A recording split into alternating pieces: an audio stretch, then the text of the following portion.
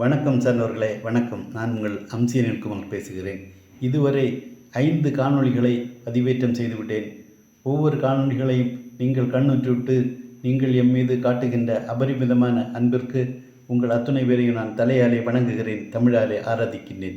இன்றைக்கு நாம் ஊர் சொல்வோம் பேர் சொல்வோம் என்ற நிகழ்வில் நாம் அல்வா நகரமான திருநெல்வேலியை பற்றி சற்று சிந்திப்போம். அதற்கு முன்னதாக நேற்றைய தினம் அடியன் பதிவிட்டிருந்த முன்சிறை என்று சொல்லக்கூடிய நிகழ்வில் என் அன்புக்குரியவர்களே, ஒரு ஊருக்கு உருவாவதற்கு இன்னும் பல காரணங்கள் இருக்கலாம். ஒரு காரணத்தை அடியன் நேற்றைய தினம் சொல்லிவிட்டேன். இன்னொரு காரண பெயர் எப்படி என்று பார்த்தீர்கள் என்று சொன்னால், வனவாசம் சென்ற சீதை லக்ஷ்மணன் கிழித்த கோட்டை தாண்டிய காரணத்தினாலே ராவணன் சீதையை கவர்ந்து இலங்கை அசோகவனத்திற்கு வைப்பதற்காக கொண்டு செல்வதற்கு முன் ஓரிடத்தில் சற்று இளைப்பாறினார்.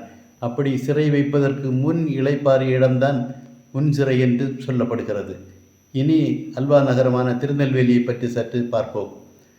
திருநெல்வேலிக்கு மெருகூட்டுவது நெல்லையப்பர் கோயில் என்று சொன்னால் அது மிகையாகாது. அந்த நெல்லையப்பர் சன்னதியில் ஒரு அந்தணர் ஒருவர் அந்த காலத்தில் இருந்தார். அவர் ஆண்டவனுக்கு சமைத்து படைப்பதற்காக நெல்லை வெயிலில் காயப்போடுவதற்காக ஒரு இடத்தில் காயப்போட்டார். காயப்போட்டு விட்டு சற்று அந்த பக்கம் சென்றவுடனே பாருங்கள், ஒரு அடைமழை பொழிந்தது. மழை கொட்டோ என்று கொட்டிய உடனே அந்தணர் ஓடோடி வந்தார்.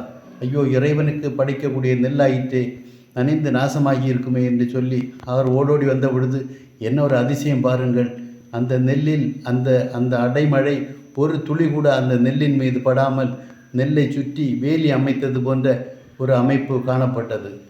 சுற்றிலும் மழை பொழிந்தது, நெல்லின் மீது எதுவும் படவில்லை. ஆக இது இறைவனுடைய ஒரு அருட்கடாட்சமாகத்தான் இருக்கும் என்று சொல்லி அவர் மெய்சிலிர்த்து மெய் மறந்து போய் இறைவனை திரு என்று அழைத்து அந்த நெல்லை வேலி போன்று அமைத்த காரணத்தால் அந்த இடத்துக்கு திருநெல்வேலி என்று பெயர் வந்தது. இப்படி தான் திருநெல்வேலி என்று பெயர் வந்தது.